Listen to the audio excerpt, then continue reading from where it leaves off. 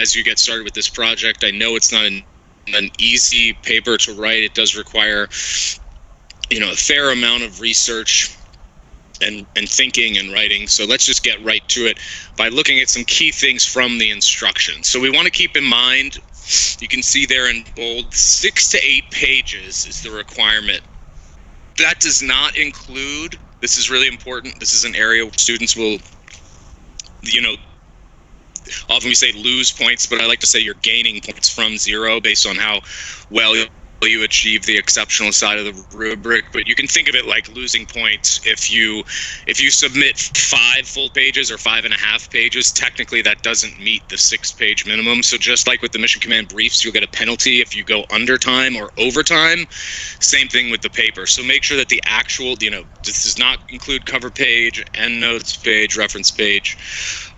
This is 6 to 8 pages of actual writing, double-spaced Arial. So that's a quick heads up. And just remember that for this paper, you're limited to 4 of the 7 mission command principles. Those will be, that's the maximum amount that you can cover. You can't cover 5 principles. You need to stick to 4 and focus in on those.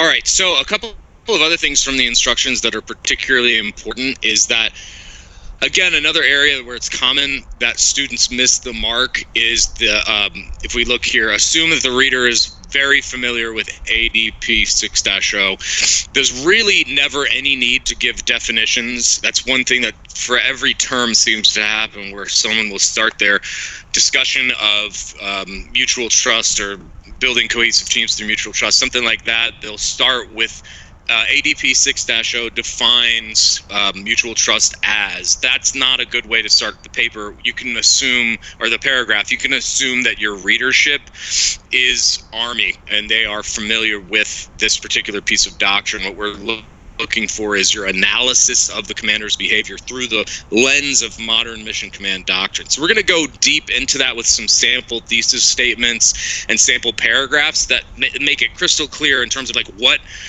is this assignment asking for.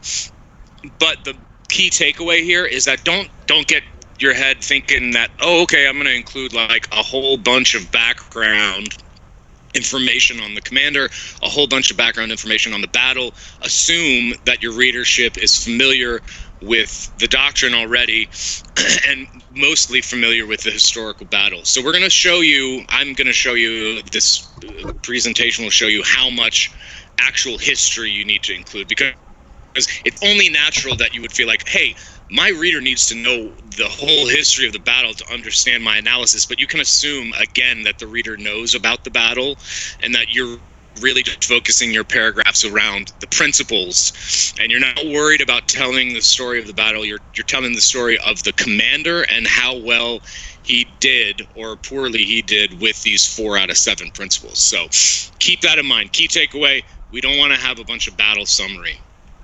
What we want instead, you can see here on the slide, is doctrinal analysis.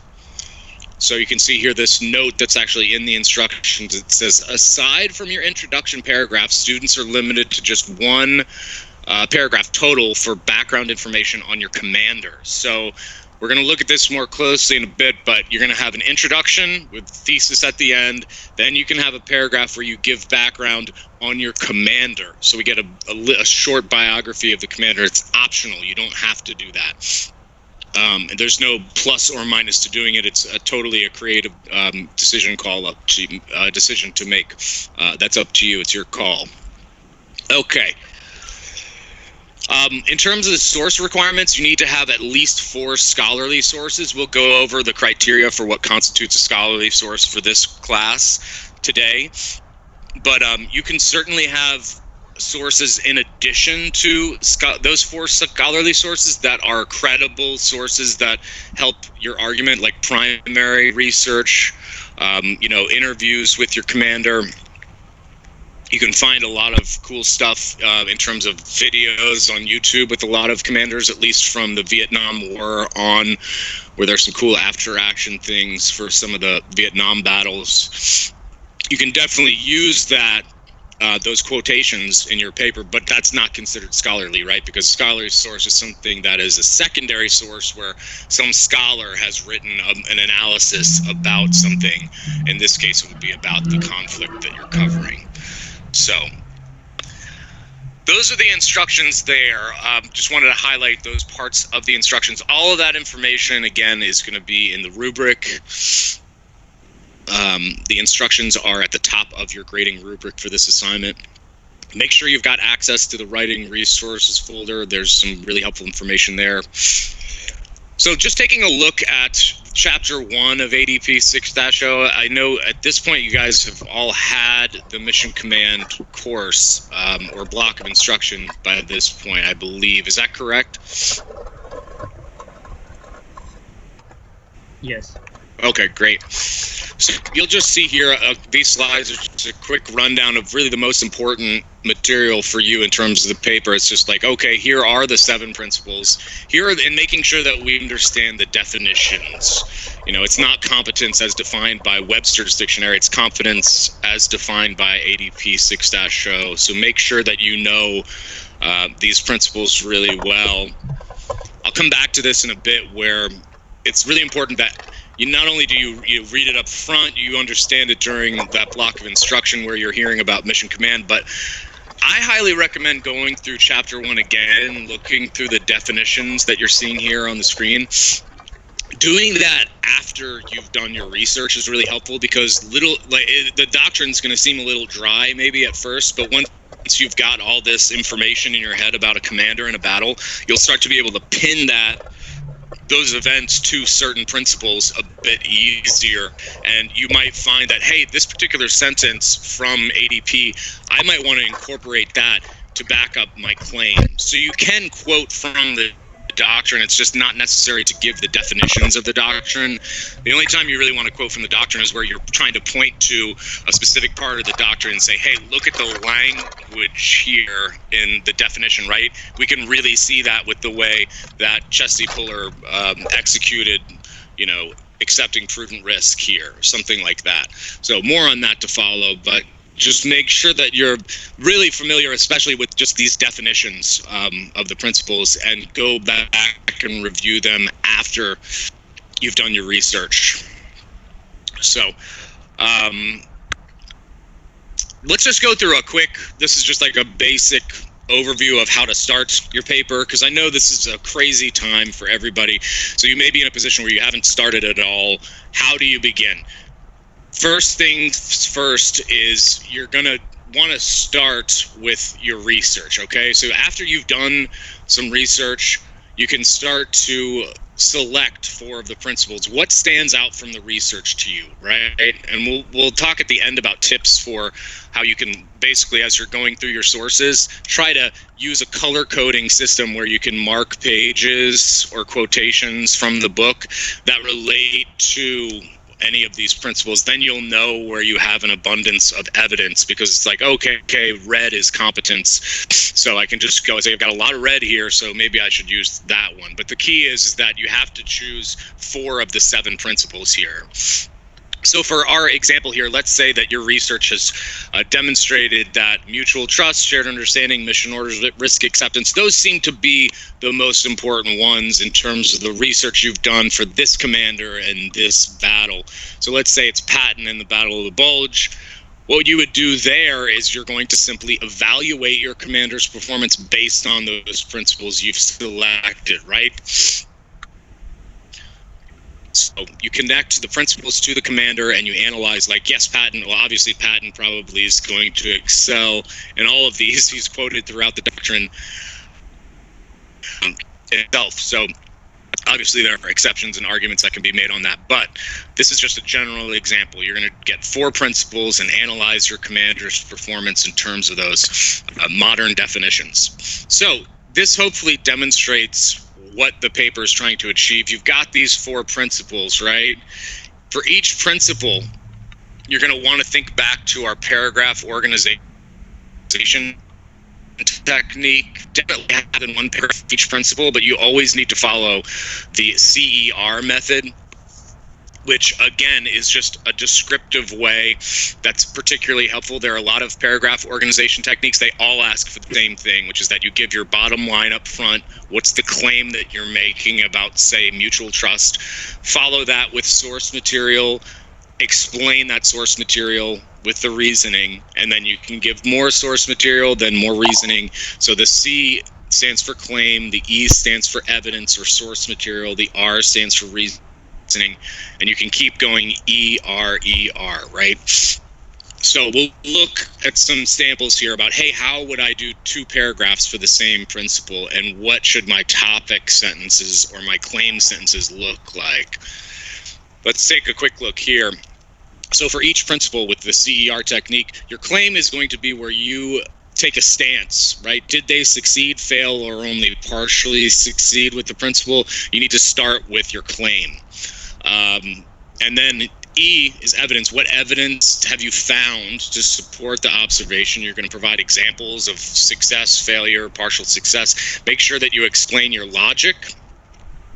That's where you, after you've given source material, you say that this evidence shows, suggests, implies that presumably your commander did or did not succeed with the mission command principle.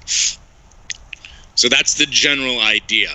Let's look now at the thesis statement. We know we need to have an introduction. We discussed last week the CPR method, which is giving the context, the problem, and the response.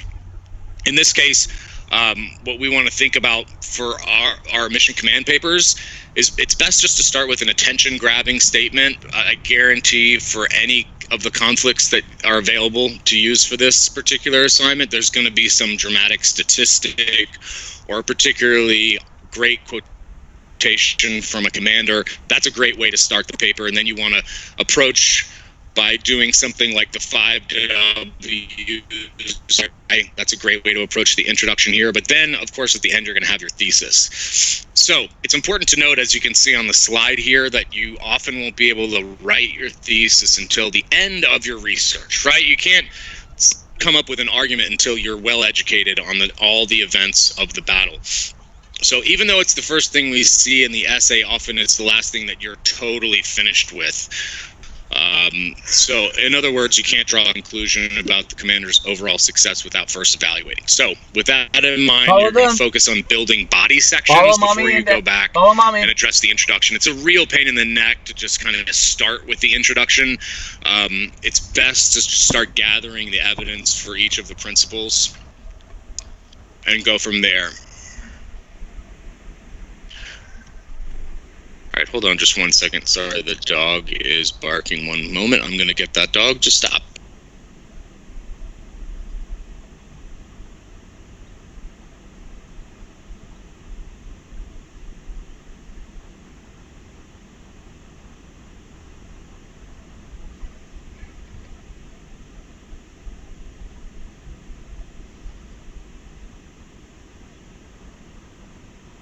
All right, sorry about that. So let's take a look at a sample thesis statement here. Let's just say you've done your research and it just so happens that you've determined that your commander has been successful in all the principles. Here's how you might approach your thesis statement.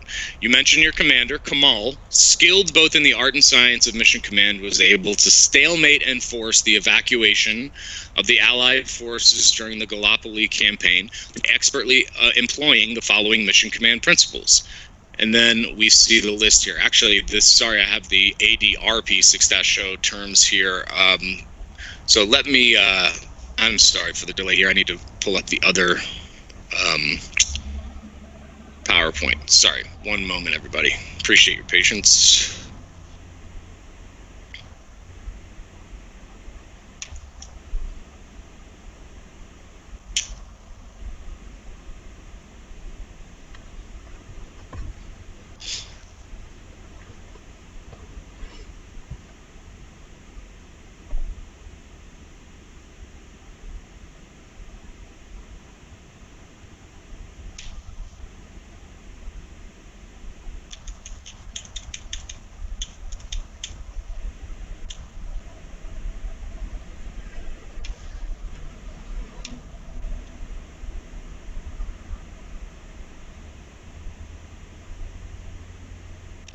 Okay.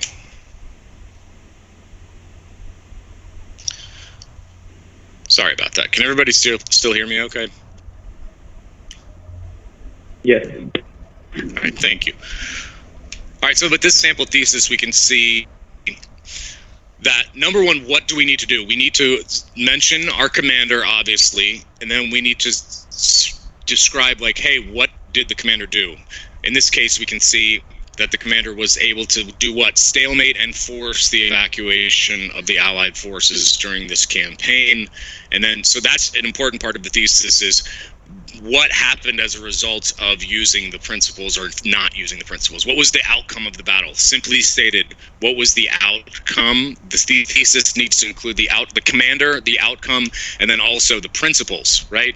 So you can see highlighted here. This is a nice simple example of, okay, Kamal what was the outcome? He was able to stalemate and force the evacuation of the U.S. or the Allied forces, rather, by doing what? By employing the following mission command principles. Then we've got a colon and a list of the 4 principles. So this is an example of probably the simplest scenario that you would find yourself in, where your commander is 100% successful with the principles that you're covering, or 100% failing with the principles, where you can easily just use a full colon after saying, hey, Schwarzkopf was successful in Operation Desert Storm by expertly employing the following mission command principles, or whatever.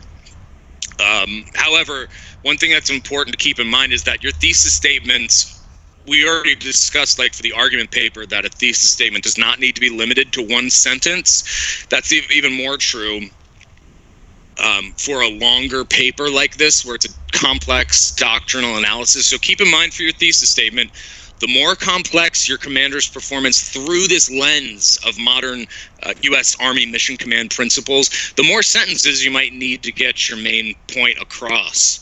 So I've definitely seen mission command papers that are like, hey, you got 100%, where their thesis statements have been 3, sometimes 4 sentences. So sometimes you need more sentences to get across. It's like, okay, my commander, I got, again, key components here are commander, outcome of the battle, and then an assessment of the 4 principles. So you could say, like, although, the commander struggled with this principle, he was, however, successful in doing these 3 other ones, or something like that. But sometimes it takes more than just 1 sentence to get the commander, outcome, and the assessment of all 4 principles across. So keep in mind that you've got that freedom to branch out into multiple sentences. So the key, again, is to be patient, focus on research at first, and research and pre-writing, and then, you can kind of make your determination from there. Now, hopefully this is helpful, like what brass tacks, like what is the structure? You're going to start with an again, you can use the CPR method we talked about for the argument paper, but also I think, again, the 5 W's approach might be more useful. There's no one way to do an introduction. The key is just to grab attention, give background, and deliver your thesis statement. Sorry, this slide might be confusing. That brief commander background, that's not part of the introduction paragraph. That's a separate paragraph. It's just there to let you know that you can have an introduction paragraph, then you can have another paragraph that's kind of introduction-y because it's giving a background on your commander. But those are not the same paragraph. Those are 2 different paragraphs. You're not required, again, to give a commander background paragraph if you don't feel it's necessary, but feel free to. So then the boxes you see below that, you'll see mission command principle 1, 2, 3, 4, and then a conclusion. Now, I want to make it very clear that those boxes in this case don't represent single paragraphs. You will definitely have more than 1 paragraph for the principles that you're doing. You might just have 1 paragraph for one of the 4 principles, but how are you going to get to 6 to 8 pages with 1 paragraph per principle unless you've got these extremely long paragraphs? And what is our goal in terms of paragraph length for effective academic writing? We're looking at 1/2 to 3/4 of a page for this type of scholarly writing, or academic writing, as you want to put it. So 1/2 to 3/4 of a page. So how do you break up those paragraphs? We'll look at that a little later. But first, in terms of the I've mentioned a few things to you already in terms of tips that I think work, having graded a lot of these papers over the last few years. Again, 5Ws, really helpful technique. But also, I highly recommend that you refer to Chapter 10, Introductions and Conclusions. That's in the Writing Resources folder. There's some really cool information on there in terms of, hey, how does one engage in introducing any topic, right? This is not just about academic writing, it's about life, too. So the lessons that you can learn from writing a strong argumentative essay, they can carry over to so many things in terms of your written and oral sort of communication that you're going to use throughout your career and beyond. So definitely check out that reading. I think you'll find it interesting. And you can also think about introductions and conclusions in terms of like your favorite TV series or your favorite film. Oftentimes, films will try to drag you in with something that's particularly attention grabbing. Think Breaking Bad premiere or pilot episode. How can you grab your reader's attention in a way that's that engaging? Even though you might feel like, oh, well, Breaking Bad, Mission Command is really dry compared to that. But there are people that are interested in this doctrine too. So consider your audience. What would they find to be attention grabbing? So a striking fact, anecdote, something like that. Again, answering the 5 W's, who, what, when, where, why. And then clearly state your thesis, which will be, you'll cover 4 of the 7 principles. So any questions so far? If you do, just go ahead and chime in on the audio. Mr. Mason, I have a question. Sure. So if you did a quote, would that be like actually inside the introduction, or would it be like a quote above and then going into the introduction below it?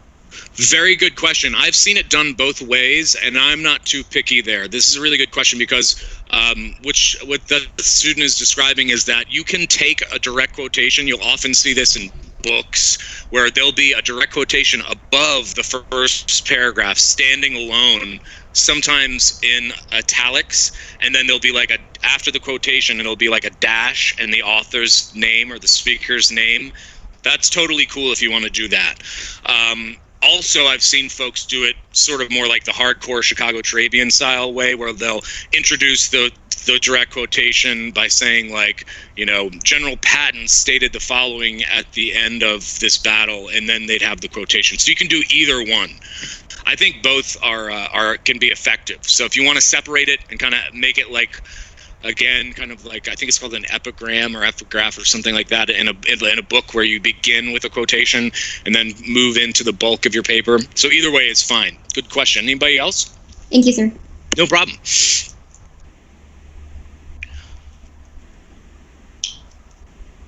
All right, I'll make sure I continue to pause if you do have any questions. You can always write your question down as we go if you feel like you want to wait until the end or wait until there's a good stopping point. But again, just to wrap up the global organization of your paper, that issue, optional again is the commander background paragraph.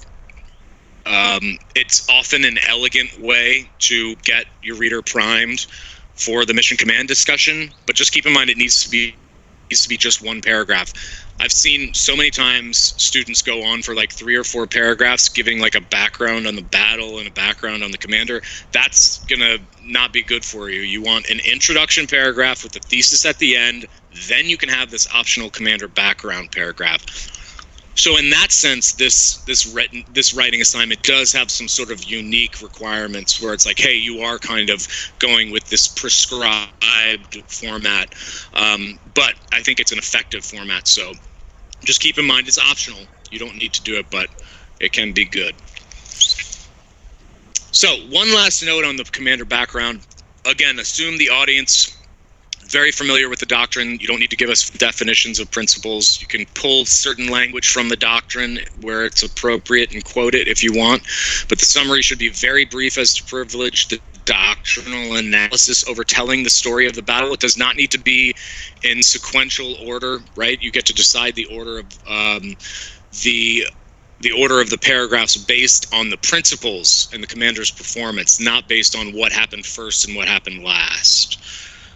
So again, I've kind of covered this already, but you can see at the end of this first paragraph, it says 1 paragraph total for background information on your chosen commander. No paragraphs should be dedicated to summary of the battle alone. There's no room for that in this paper. And also, last but not least, don't spend your commander background paragraph explaining the history of the battle. I've seen that a bunch. If you need to explain what happened in the battle as it relates to mission command, you actually do that in your body paragraphs. You use those events, those sentences of saying, at this point in the battle, Chesty Puller did X. And then you say, this is a piece of evidence in support of him establishing mutual trust among his ranks, right? So the background, you obviously need to tell us what happened in the battle, but it doesn't need to be in order. It doesn't need to be comprehensive. What, again, the purpose of this paper is to give a doctrinal analysis of the commander's performance, not tell us the story of the battle. So hopefully that's not overkill, but I also want to just make it super clear because I want everybody to do really well in the assignment. So, as I've mentioned with the other assignments, use the rubric as a checklist, as obviously the exceptional side of the rubric. Make sure that you're hitting all those things. Just like one quick note for why this is important, you'll see in the rubric for the mission command paper, if you go to the exceptional side with of analysis, that section, which is worth 30 points. If you're on the exceptional side of analysis, one of the requirements is that your conclusion paragraph analyzes what today's commanders can learn from your paper, essentially. There's better wording, and we'll look at the specific wording, but essentially you're going to, in your conclusion, after you've wrapped up, reviewed the thesis statement, reviewed the key points, you're going to say today's commanders can learn from this particular battle and this analysis because we need to make sure we do X, Y, and Z. So that's just a heads up in terms of why it's so important to look at the rubric, because that's one thing in my experience that probably 10% of the papers always miss. So if you make sure you've got that, then you know that you're not going to, you'll make sure that you're achieving at the highest level of the analysis portion of the rubric. So we've got the substance of your paper, that's evidence, 30 points, and analysis. Basically, that's the quality of your source material and the quality of your analysis of the source material that you bring in. Organization, this is talking about making sure that your paragraphs are well organized, in particular style and correctness. So that's a breakdown of the 100 points you've got there. And obviously, ultimately this whole mission command project is worth 200 points, right? Because you got the brief, and the brief and the paper are so connected. I think that it would be very hard to do an effective brief without having done a paper like this first. So it's really important that we have quality evidence and analysis, not only for this paper, but for the brief as well, because that does make up a significant amount of points for you. So you can see here, again, we're not going to read through all this, but this is the rubric. You'll want to make sure that you study that left-hand column of evidence on the exceptional side, making sure that you're addressing 4 of the 7 principles with detailed historical analysis, thorough research, a broad range of scholarly and primary sources. That's the exceptional side of the column, right? With analysis, you can see clear thesis up front, insightful original analysis, no gaps in reasoning, strong understanding of the principles. You can see here, we discussed this pretty in depth with the argument essay, alternative points of view or counter evidence, counter arguments. So if you want to refer back to that, it's probably smart to refer back to that particular PowerPoint, because there's a really good section in there about how to incorporate counter arguments into your paragraphs. So I won't go over that again since we've already done that, but make sure that you cover at least one alternative point of view in the paper, just like with the argumentative essay.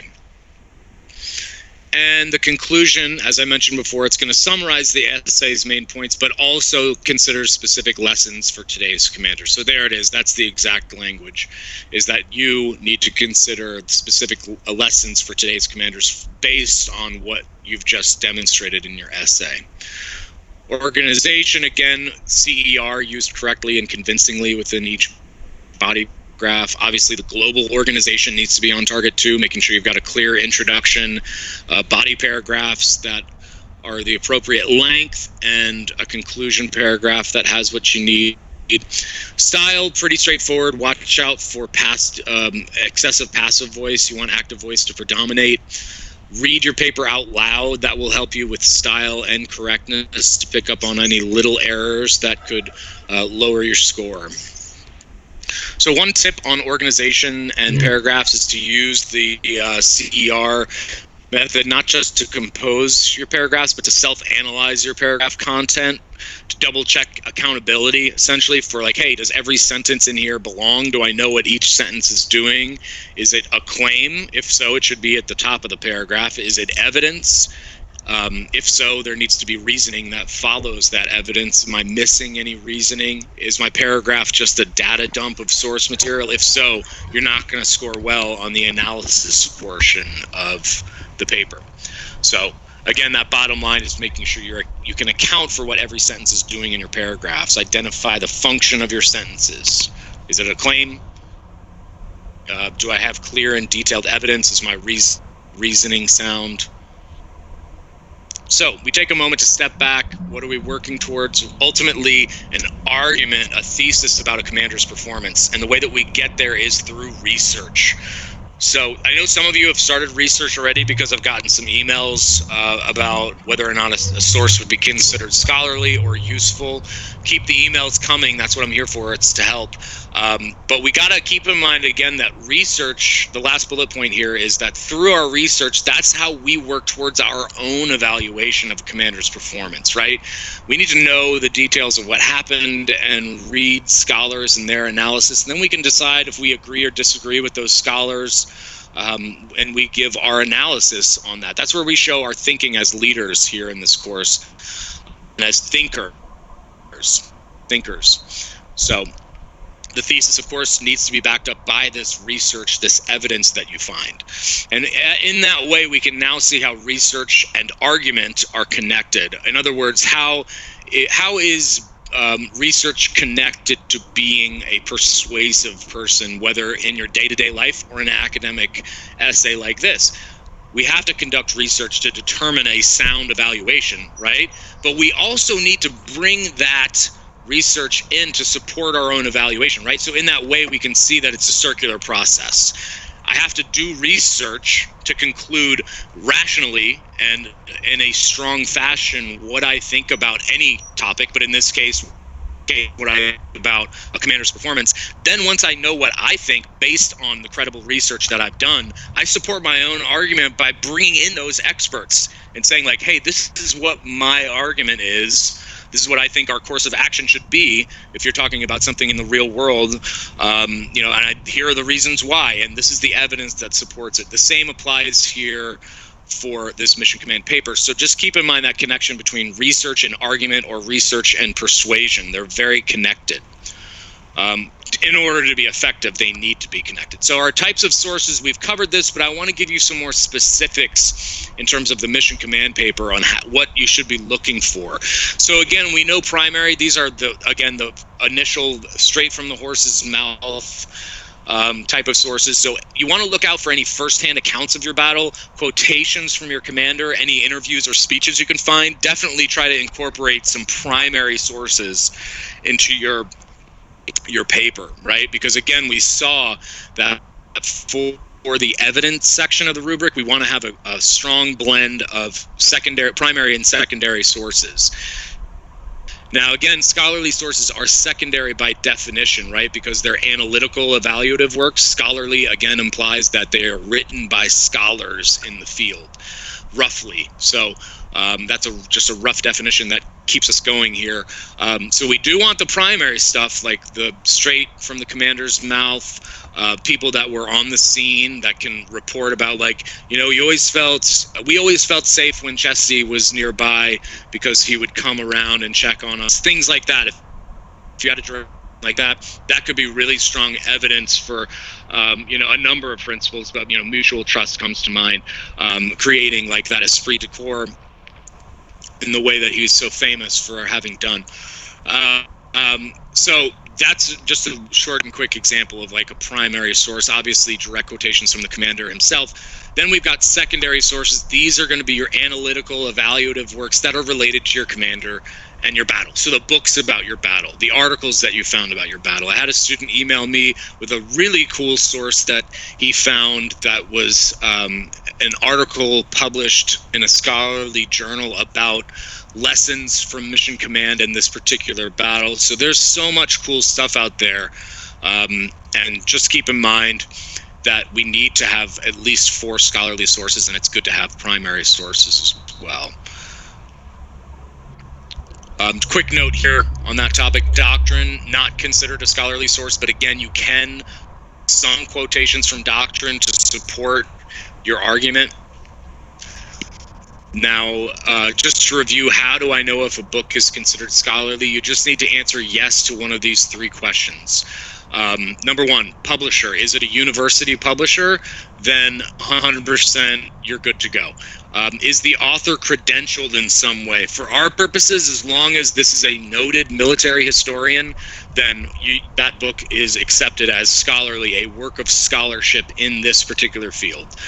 And then also in terms of content, does the source have its own sources listed, and are they credible? If you can check that block, then that also gives you the green light for whether a book is scholarly. You can also always email me if you have questions about that. So how do we find the sources? Obviously, Google Scholar. We're not in ideal circumstances here because you can't go to the ALU library because it's closed. But from the librarian, the guidance is that if you go to this link and select products and resources, you can find some good sources there. Also, Google Scholar. So keep that in mind. And as you go about your research, feel free to reach out to me. One thing that's really important is heading into your research with an open mind, without too many preconceived notions about your commander. That way you can be really authentic with your thesis and you're not trying to force anything. So try to come with an open mind. Also, be sure to review ADP 6-0, particularly after you've done your particular, after you've done your specific research, you want to go back and review ADP 6-0. That's going to be really helpful. That way, when you're reading an historical account of what your commander did in the battle and researching vice versa, you'll know which category that action fits into and what section it belongs to inside. So you can categorize as you go. In other words, I mentioned before one thing that I've seen a lot of students use are these little sticky notes that are color-coded. I feel like for whatever reason it sounds kind of arts and craftsy, but it really does seem to help where you're going through books and you can just kind of put a post-it note that's color-coded that represents, oh, okay, this particular page is some evidence about this particular principle. So that will help you kind of flag the evidence as it relates to a certain principle as you find it, so that you don't, finish reading a whole book and then be like, all right, well, what was that book about again? And what would I use it for in terms of the principles? So, yeah, in other words, you can see the last bullet point here. It's very time consuming to try to go back and find evidence that you only vaguely remember. So if you see any of the principles like competence, for instance, make sure you mark it, and strong research happens when you actively engage with that in mind. So that's just one note.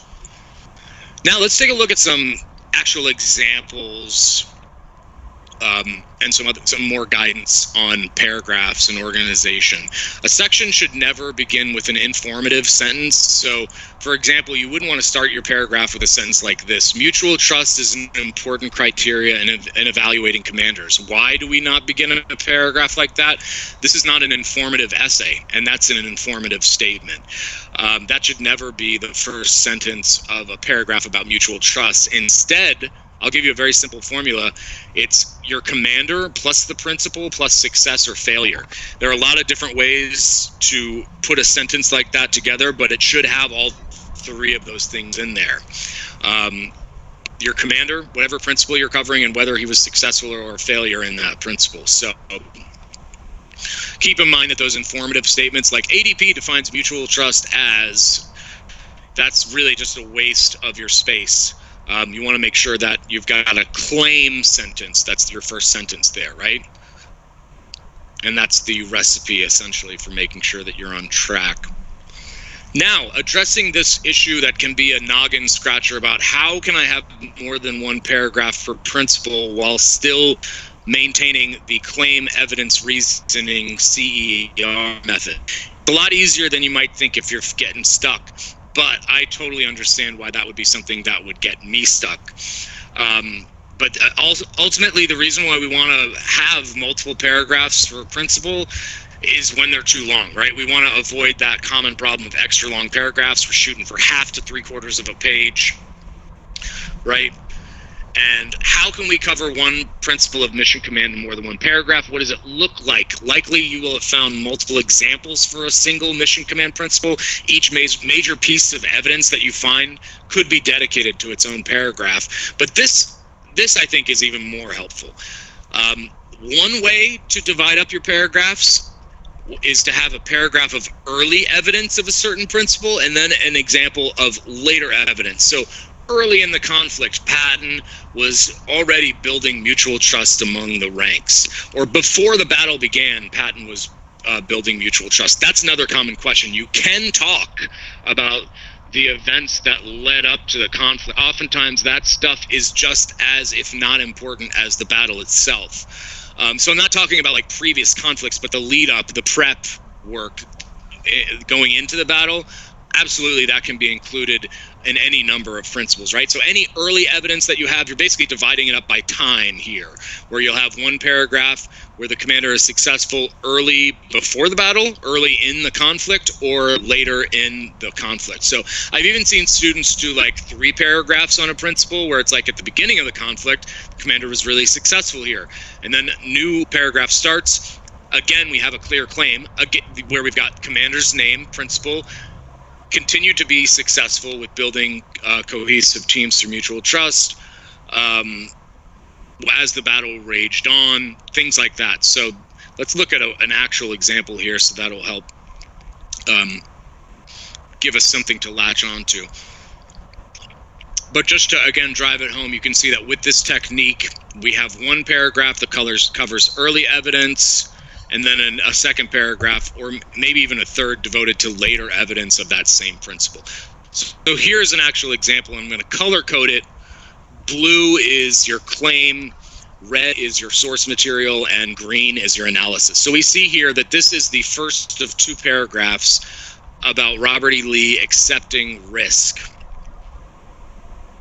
So at the beginning of the conflict, that's a good way to start, right? Because that gives us some context. We know that this is going to be a piece of earlier evidence. Lee accepted prudent risk by dividing his army and deliberately exposing his forces at Fredericksburg, who could easily be overrun. So what do we see here that's essential? We got the commander's, we've got the principle that's going to be covered, and we know whether we're saying the commander was successful or failure, right?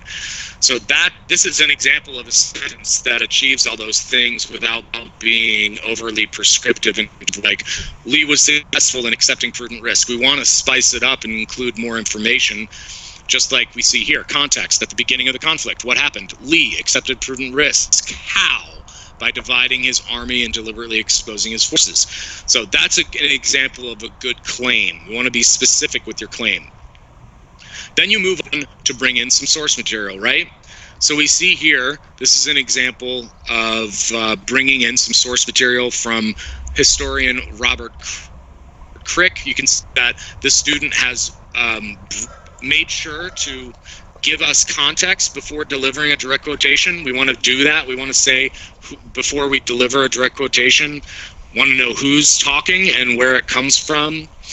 Ideally, in this case, we just have historian and author Robert Crick describes Lee's rationalization process for why he exposed his rights. So we have that direct quotation there. From there, our job is what? It's to deliver analysis. What does that piece of evidence mean? How do we unpack that piece of evidence? What does it mean in terms of the claim that we've made? And we can see here that that's what the student does. Lee recognized the risk of dividing an outmatched force, yet realized he would face destruction if he simply dug in and waited to be attacked. That's showing your thinking, right? You're analyzing what you've brought in from this historian.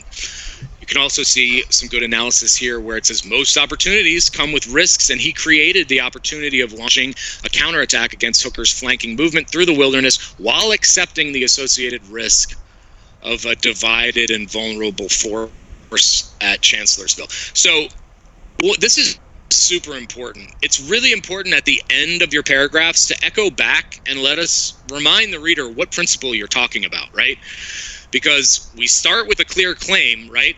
But it can be easy to get lost in the weeds where it's like, okay, we've got some source material that relates to that principle, might demonstrate that the commander did it successfully. But in our analysis, we always need to bring it back to the principle by name. By the end of the paragraph, you should be almost restating your claim. Not word for word, but you're letting us know that this paragraph is concluding and this paragraph demonstrated that Lee did, in fact, accept prudent risk in this specific way. And this paragraph demonstrates that. You can see, again, most opportunities come with risks. And Lee created an opportunity for launching a counterattack against Hooker's flanking movement through the wilderness while accepting the associated risk of a divide, etc., right?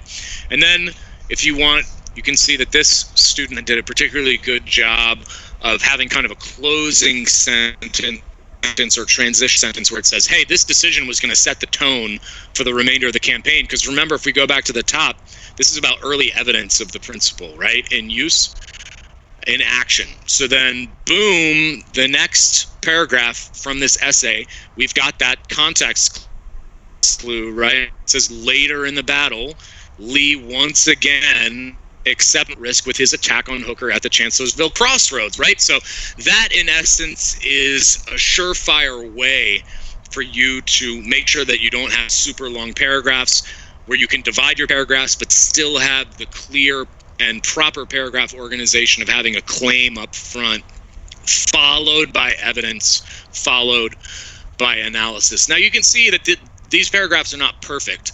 Just by the color coding alone, what do we see with this paragraph? It looks like it's a little evidence heavy and a little short on analysis. That's why some students like to color code their paragraphs, again, so they have total accountability.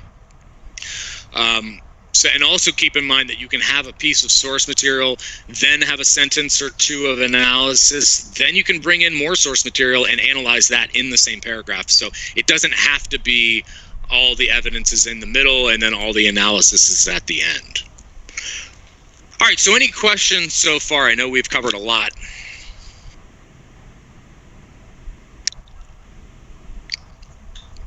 All right, if not, we'll keep on moving. Final tips here: review the rubric, especially looking at the exceptional column. Review ADP post-research and pre-research, depending on where you are. ADP 6-0, that is. Print your paper out. That studies do show this is a best practice for catching errors. Printing it and also reading it out loud. Those two things are the best bang for your buck in terms of, hey, how can I present my most clear, concise, easily understandable on a single rapid reading?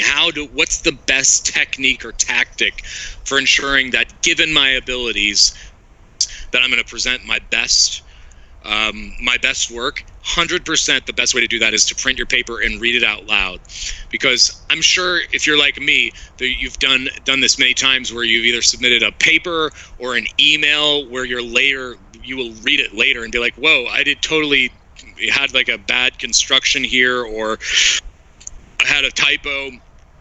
When you read it out loud, especially if you've printed it out, you're engaging all of your senses. So when you're just typing and scanning with your eyes, it looks like mathematically all the stuff that should be there is there, and it might be, but it also might not be clear, concise, and correct. So reading it out loud allows us to not only use our eyes, but we're also using our mouth to speak the words, which allows us to then hear with our ears whether it sounds good. If it sounds weird, it probably reads weird to your audience. So make sure that you do that. And if you want to, you can definitely have a classmate read your paper. That's not considered collaboration in the plagiarism category. You're allowed to have your classmate read your paper and say, hey, like, basically proofread your paper. Like, you messed this up in terms of commas, or I didn't understand what you meant here, or, hey, don't forget the guidance Mr. Mason said about effective paragraphs. You're ending a paragraph with source information, and you need to unpack that source information with your own original thought in order to score the highest on the analysis part of the paper. So all of those things I think are really valuable. I know you guys have limited time, though. That's not lost on me. I know there are lots of other assignments, but this is a particularly important one.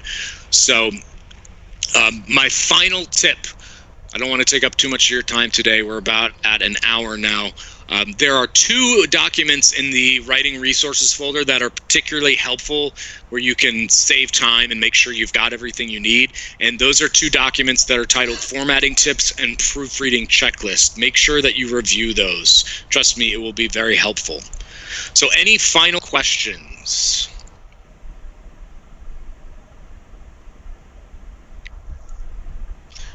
That